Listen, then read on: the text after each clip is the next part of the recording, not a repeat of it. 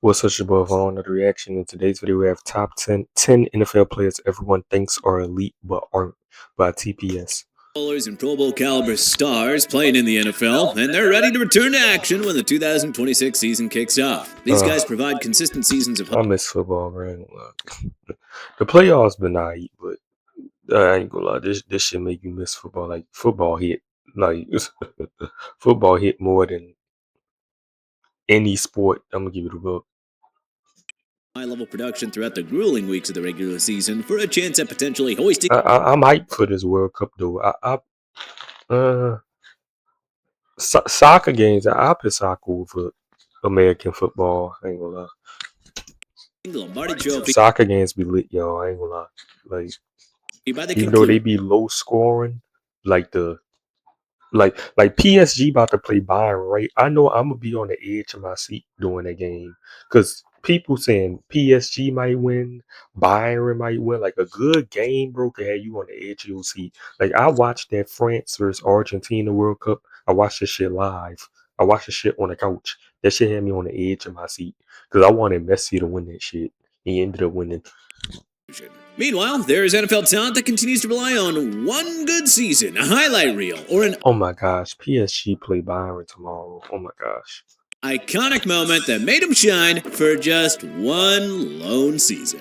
And then they get brought back to reality the next season. So today, we're going to look at 10 NFL players who everyone thinks are elite, but aren't, and are actually overrated at times.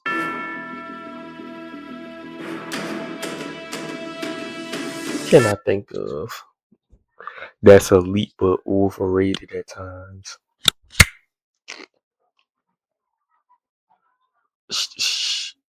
Shit, Jalen Hurts. Jalen Hurts. Trevor Lawrence, quarterback, Jacksonville. Yeah, Trevor Lawrence. Trevor Lawrence. That nigga choked against the Bills in that first round game.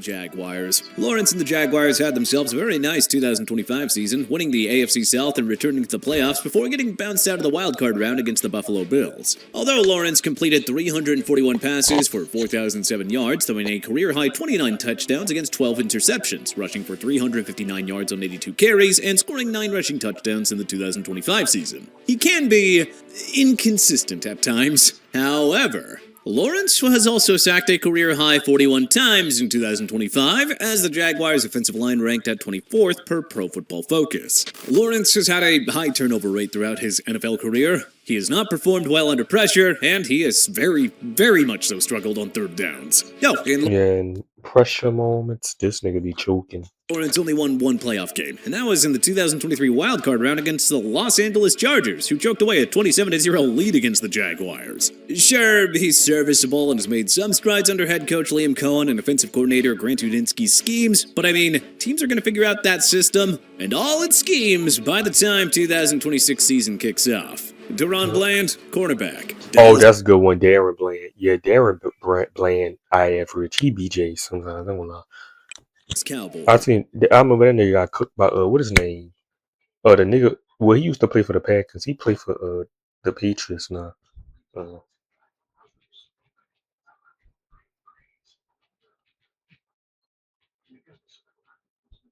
Romeo Dobbs. Romeo Dobbs cooked this nigga. Bland is a talented cornerback who made a Pro Bowl back in 2023. He had the most interceptions returned for touchdowns that year. How much they get this nigga? Like $100 million? Let me look on my phone.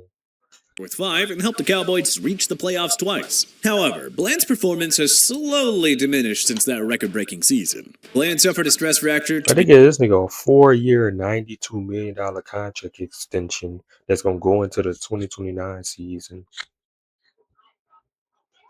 Again, that 2024 season, played in 7 games and didn't record any interceptions. Then in 2025, he played in 12 games, recorded a 68-yard interception for a pick 6 in Week 7, when playing against the Washington Commanders in a... They paid this nigga all that money from that one good season he had, where he had like 6 interceptions.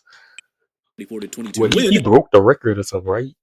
but he suffered a foot injury in December, thus ending his season. You see, Bland relies on jumping for interceptions, leading to being out of position and high catches when the risky gamble fails. Even though Bland's been successful as a slot cornerback, he's had trouble playing as an outside cornerback, as his play has been inconsistent, leading to questions on whether he can be a true shutdown corner against the league's best wide receivers. Bland also has a 65.2 grade from Pro Football Focus for his performance in the 2025 season. And he has a 64.5 coverage grade for corners, ranking him 51st among 114 qualified cornerbacks, which places him in mid-tier starter instead of an elite lockdown corner. Alec Pierce, wide receiver, Indianapolis. Alec Pierce. I ain't gonna lie, that nigga had 1,000 yards or 40 catches, which is crazy, but they overpaid the hell out that nigga. I'm sorry. Colts. Although Pierce had a career-high 2025 season where he caught 47 receptions for 1,003 yards and scored 6 touchdowns, he's still considered a low-volume playmaker. Pierce has rarely been a high-volume target and doesn't produce high reception counts often, even though he's currently the best wide receiver on the Colts. Pierce recently signed a 4-year, $116 million contract. To be honest, I never even knew who this nigga was. I don't really watch Colts games. Like, I never really knew who this nigga was like that. Extension with the team, cementing him as their wide receiver 1 for years to come. Even though he's yet to hold down the position of being the top receiver of a team. Even though he led the team in receiving yards. So with Michael Pittman Jr. gone after getting traded to the Pittsburgh Steelers, Pierce should be relied on much more in the Colts passing attack. However, Pittman Jr. caught more receptions. I mean, what that tight end called? Fuck. TJ Warren. That's the name, I think. Warren. And Pierce with 80 receptions for 784 yards and scored more touchdowns than Pierce with 7. The question here is, will he be able to replicate the magic that he produced from the 2025 season into the upcoming 2026 season? Well, we're just gonna have to wait and find out. Malik Willis, quarterback, Miami Dolphins. Willis may have performed well when covering for an injured Jordan Love during his tenure with the Green Bay Packers, but his limited starting experience should raise some serious eyebrows heading into 2026. Willis recently signed a 3-year, $67.5 million deal with the Miami Dolphins, who recently released traded away veteran talent, leaving Willis very little talent to work with for the upcoming season. Since, Jalen Waddle was traded to the Broncos. So Willis' starting record is very limited, and he's expected to be the Dolphins. I think Willis gonna do good at the Dolphins though. But Dolphins had a good draft. They got Chris Johnson, that cornerback from San Diego State. Jacob Rodriguez, that's a good pick. You know what I'm saying? They had another Texas Tech linebacker. They had a fire one in the 2000s. I forgot his name. All-time starter in 2026. Yeah, sure, Willis has some high-end athleticism to his game, which makes things very exciting for the Dolphins. But many analysts believe that he's a journeyman backup quarterback at this point in his career. Willis also struggled during his tenure with the Tennessee Titans from 2022 to 2023 before he was eventually traded to the Green Bay Packers in 2024. Despite that, he showed some improvement in Green Bay and will be reunited with Jeff Hafley, who is the head coach of the Dolphins and was the Packers' defensive coordinator. So if things go south in South Beach, don't be surprised if Willis is demoted to the backup role and the team moves forward with Quinn Ewers or Cam Miller moving into the regular season. Baker Mayfield, quarterback, Tampa Bay. Yo, that's a good one. Fuck the ops. F the ops. I'm a Saints fan. F the ops. Mayfield's performance on the field has been above average throughout the years. He performed well during his time with the Cleveland Browns, leading them to their first playoff appearance since the 2002 season and their first playoff win since the 1994 season. But he's had inconsistent seasons with them. Mayfield's time with the Carolina Panthers was a mess, as he dealt with an ankle sprain and atrocious play before he asked for his release and signed a short-term deal with the Los Angeles Rams. Mayfield has been with the Tampa Bay Buccaneers and has kept them afloat during his tenure so far. He's been a great leader for the Bucs, but he's also dealt with some second-half slumps, which were on full display during the 2025 season. Yep, them niggas was looking like Super Bowl contenders in the beginning of the season. I ain't gonna lie. I thought Mayfield Baker was about to win MVP. With the Bucs finishing the division in second place in the NFC South and missing the playoffs for the first time since 2019. Mayfield struggles when defenses disguise their coverages, making him miss open receivers. Mayfield also isn't a dynamic runner. He has a bit of a habit of holding the ball for a little too long. Yeah, y'all need O-line. Tampa Bay. I need some O-linemen.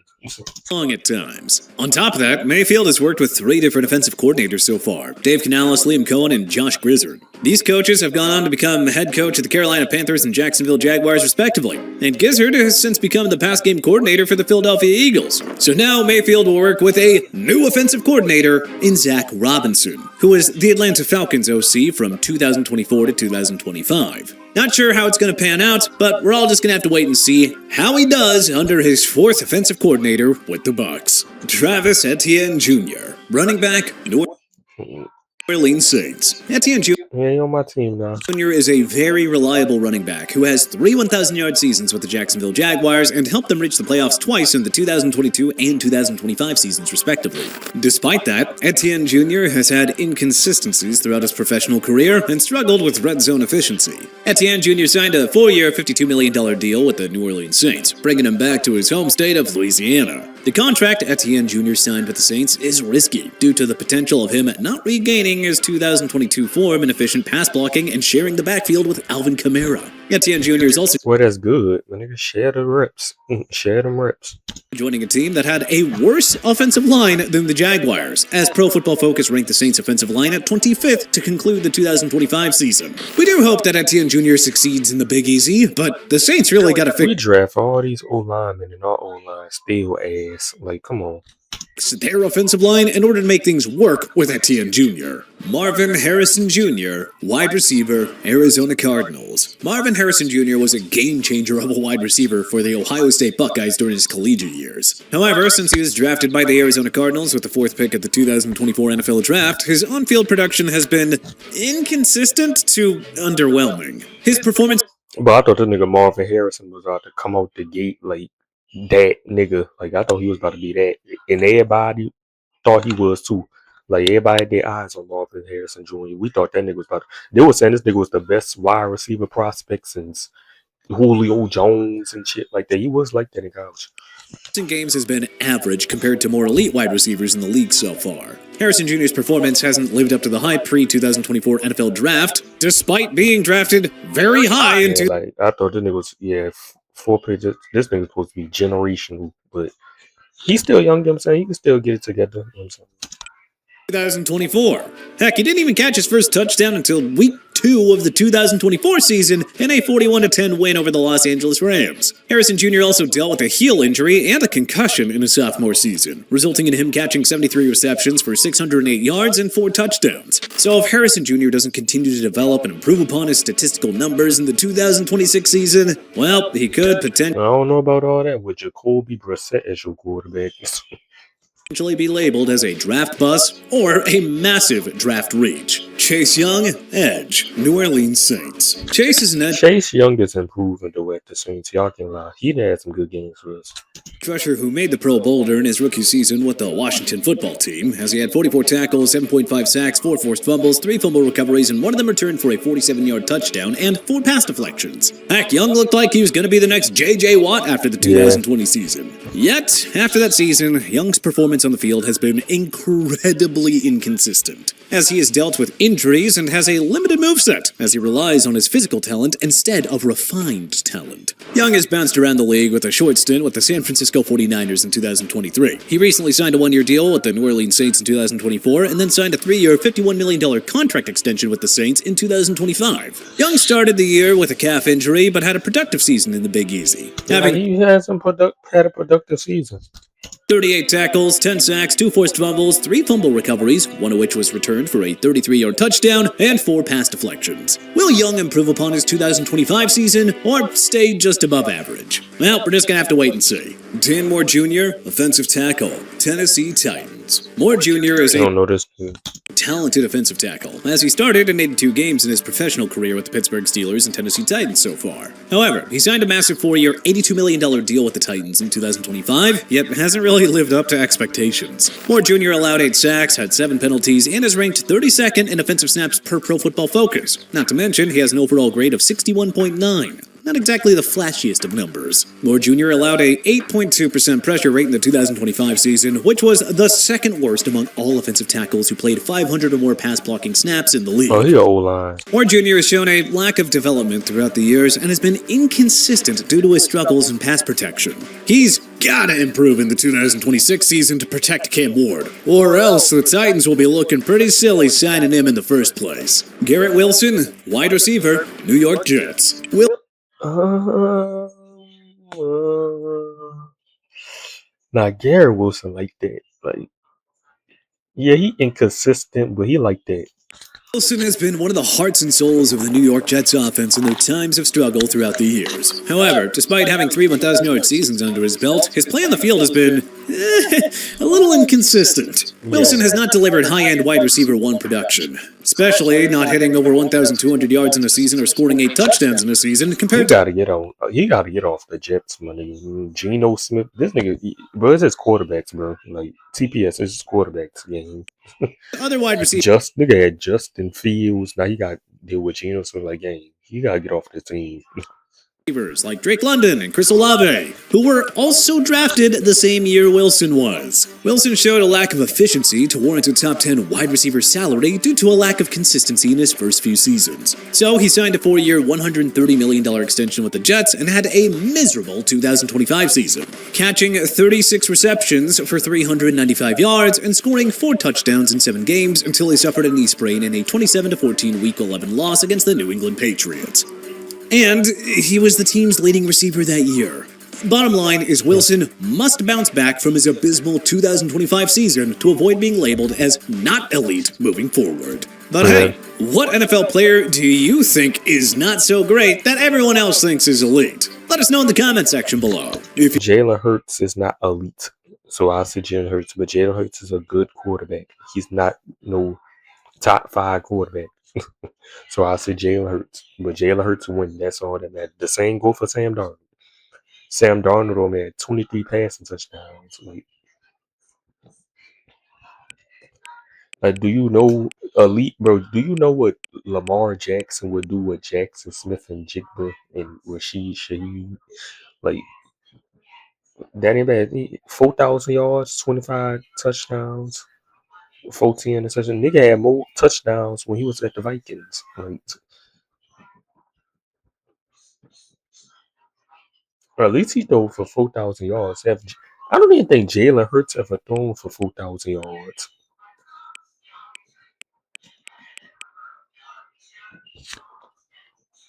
Dang, Jalen, you never threw for 4,000 yards on the season game.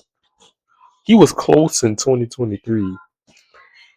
2,000 yards, 25 touchdowns, 16 interceptions. Yeah, you gotta have an all pro season next season, bro. You gotta have an all pro season, gang. Or they talking about something. They not gonna extend this nigga. You better step it up, gang. The nigga Sam Darnold got 2 4,000 yard seasons.